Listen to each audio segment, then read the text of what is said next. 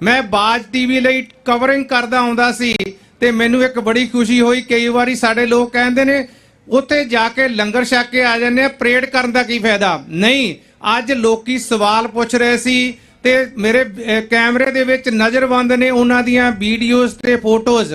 ਉਹ ਸ਼ਾਇਦ ਤੁਸੀਂ ਬਾਜ ਟੀਵੀ ਰਾਹੀਂ ਜ਼ਰੂਰ ਦੇਖ ਲਓਗੇ ਕਿ ਉਹਨਾਂ ਦੇ ਵਿੱਚ ਕਿੰਨਾ ਕਹਿੰਦੇ ਹੁੰਦੇ ਉਹਨਾਂ ਨੂੰ ਲੋੜ ਸਮਝ ਰਹੇ ਸੀ ਵੀ ਸਾਨੂੰ ਲੋੜ ਹੈ ਇਹਨਾਂ ਬਾਰੇ ਸਿੱਖਣ ਦੀ। ਸੋ ਹਿੰਮਤ ਸਿੰਘ ਜੀ, ਇਹ ਬੜੀ ਵੱਡੀ ਪ੍ਰਾਪਤੀ ਹੈ ਤੁਹਾਡੀ ਪਰੇਡ ਦੀ।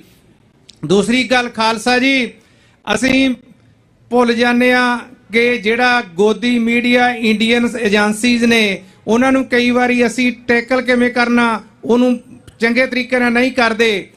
सारे नाल वध अज इंडिया रौला पाउण दा GDP GDP GDP। खालसा जी, असी आप ते बच्चिआं नूं पढ़ाइए, इंडिया दी GDP नूं एनालिसिस करके दसीए।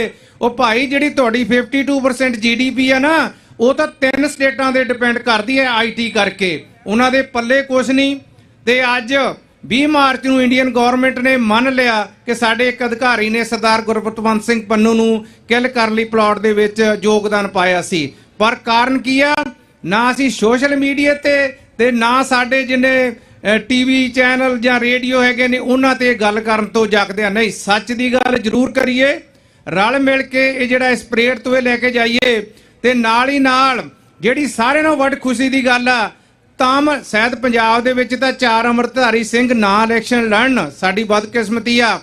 ਅੱਜ ਤਾਮਿਲਨਾਡੂ ਤੋਂ 4 ਅੰਮ੍ਰਿਤਧਾਰੀ ਸਿੰਘ ਨਵੀਂ ਪਾਰਟੀ ਜਿਹੜੀ SC ਐਂਡ ST ਨੇ ਮੰਨ ਕੇ ਸਰਦਾਰ ਜੀਵਨ ਸਿੰਘ, ਜੋ ਕਿ ਜੀਵਨ ਕੁਮਾਰ ਤੋਂ ਜੀਵਨ ਸਿੰਘ ਬਣਿਆ, ਉਹਨੇ ਤਿਆਰ ਕੀਤੀ ਪਾਰਟੀ ਦੇ 4 ਅੰਮ੍ਰਿਤਧਾਰੀ ਤੇ ਟੋਟਲ 7 ਕੈਂਡੀਡੇਟ ਖੜੇ ਨੇ। ਸੋ ਇਸ 96 ਕਰੋੜੀ ਖਾਲਸਾ ਜ਼ਰੂਰ ਬਣੇਗਾ।